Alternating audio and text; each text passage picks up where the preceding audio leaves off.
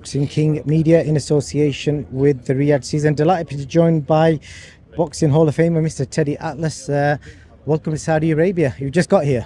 Yes, just came in from the States, from New York City, and we left yesterday morning, and we got here this afternoon. So I lose another day of my life. Well, it's great to see you moving, because I know last time you came here you had some issues with your leg, but it's good to see you up and running. Thank you very much. I can't thank the people here of Riyadh enough for the outpouring of care. When I got hurt and teaching the kids here last time, and I tore my MCL and my ACL, I had to go home to get reconstructive surgery.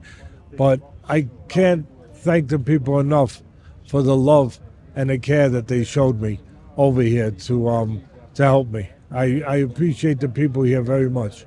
That's great to hear, sir.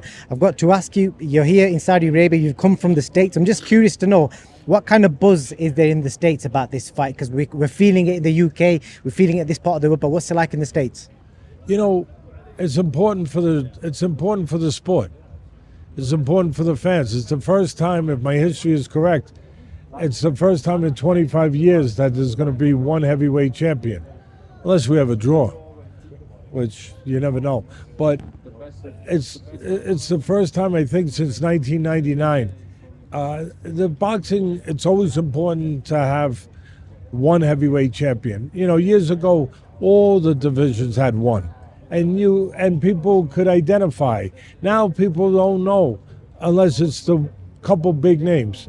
You know, Canelo, or, you know, the big names, Lomachenko, or the names that are out there in public.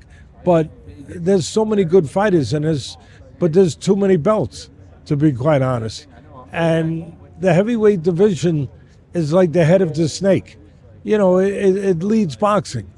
Years ago, the old timers would say, how the heavyweight division goes, boxing goes.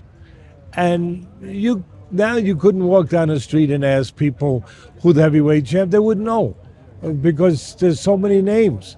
No, it's important when you can walk down the street. You know how boxing is healthy when you can walk down the street and say to somebody, hey, Joe, who's the heavyweight champ? Fury, Usyk, one name. And that's what we're going to get. And that's one of the importance of this fight, is that we're finally going to get back to where people will be able to identify the heavyweight champion with one name, which, again, is good for the fans and very good for the sport. And it's because of what is being done here, quite frankly, because of a man named Turkey Al-Sheikh, His Excellency. And quite frankly, this fight doesn't happen without him.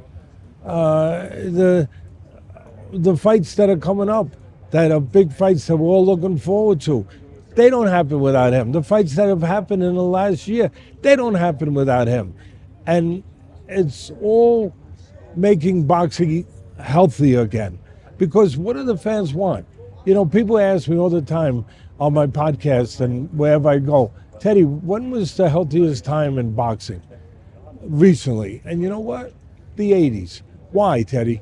Well, because you had a lot of great fighters, but you have good talent now too.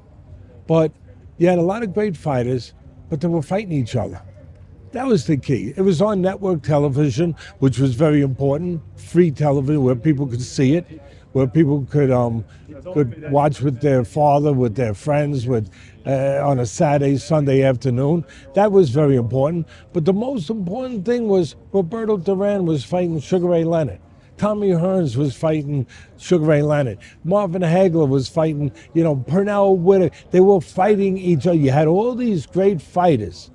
Wilfredo Benitez. I could go on and on and on. The light heavyweights, Mustafa Muhammad, fighting great fights with Jerry the Bull Martin, with Yaki Lopez, with every month. But you had the best guys. You were satisfying the fans. What was making them fights happen back in that time? Was it money? Was it just the promoters working together? Yeah, I mean, that there was less alienation. where nowadays, if both fighters on with the same promoter, nobody's walking across the street to make the fight. They want it to be in-house where one promoter controls everything, controls the money, controls the power, obviously controls the winners. And back in those days, you had a situation where fighters, in a lot of ways, were free agents, where there was some free agency and they weren't tied down to one promoter, and they worked for the biggest fight. That it wasn't about, who are you with, who are you tied up with, who are you, contracted to. No, it was, what fight can we make that the fans want to see? And you know what? At the end of the day, that people in boxing, the promoters sometimes, quite frankly, they have forgotten. You know who the boss is in this business? Every business has a boss, The boss is the fans.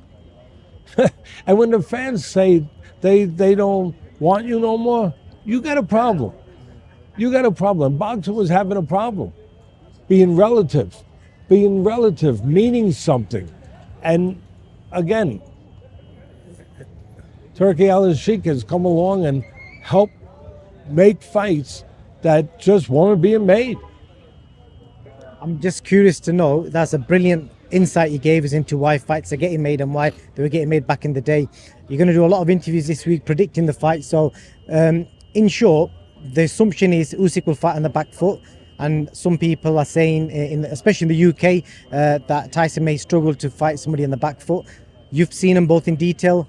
Break it down for us. Listen, I got to laugh. Back foot, front foot, side foot. I got bad knee. I'm going to fight on my front knee. I mean, they make words up.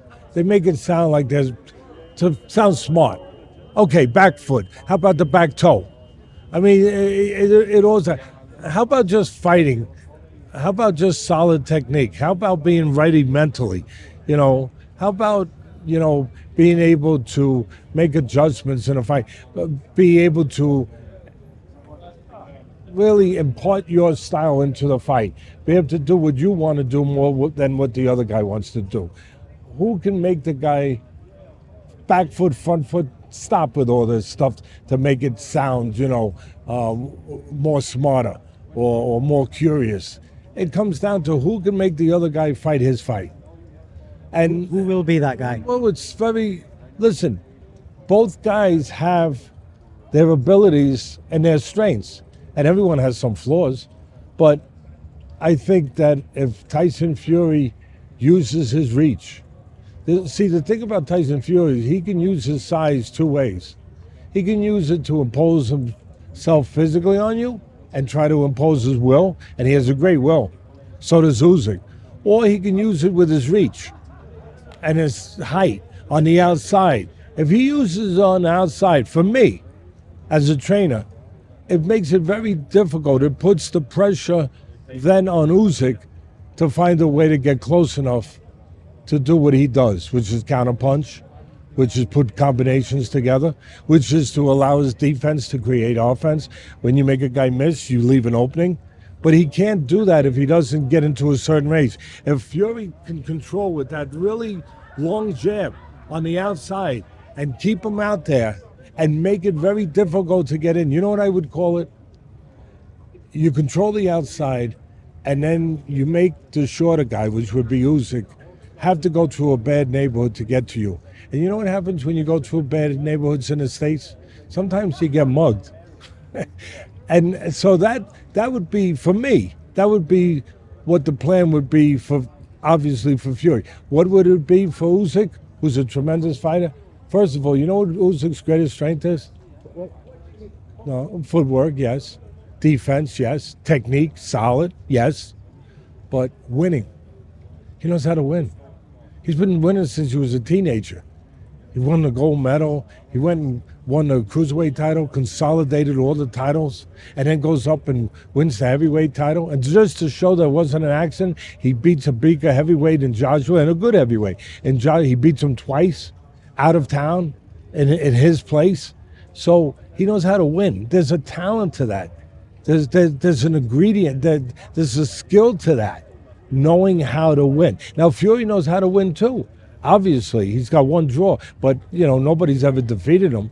It's going to be a very, very interesting fight for me. For Usyk, I gave you the tangible part, the physical part, the technical part of what I would think he has to do. For Usyk, find a way to take his jab away. If I was with them, and they got very good people, Usyk, and so does Fury. But if I was with Usyk, there'd be one thing I'd be saying. They're not getting beat by his jab.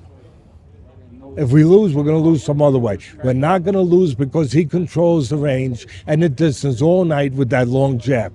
We're going to find a way to negate that jab, to nullify that jab.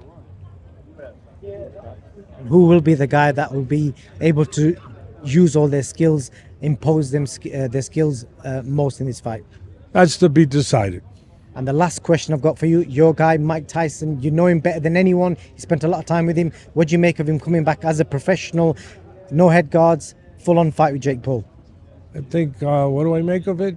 Let's see, let me think for a minute. You have to be a genius to figure this one. That he's getting paid a lot of money? Do you give him any chance to beat Jake Paul? Because the way they're talking, it's a real fight. Listen, we don't know what's real yet until we find out. But I don't know if it's real. I know that Jake Paul has worked very hard to learn boxing and has been very smart about doing it. Very smart. You got to give him credit. And I know that even at 58 or whatever Tyson is now, I know that he's one thing that doesn't go away from a fight. I know it better than anyone because a very special man named George Foreman at 45 years of age beat my fighter because the one thing that doesn't disappear is power. Reflexes, they go away. Speed, it disintegrates a little bit. It deteriorates a little bit. But power, no, it stays. Tyson still has power. You can see he's still got quickness. He's got those quick twitch muscles where, he's still got muscle memory from when he was one of the great heavyweights. So I would say this, if it's real, the first couple rounds are going to be very dangerous for Jake Paul. The first couple rounds with Tyson, the way that he would come out and do what he normally does, which is to make you miss and create an opening, he still has the power to do real serious damage. Mr. Teddy Atlas, I appreciate your time. That was a great breakdown. Thank you very much.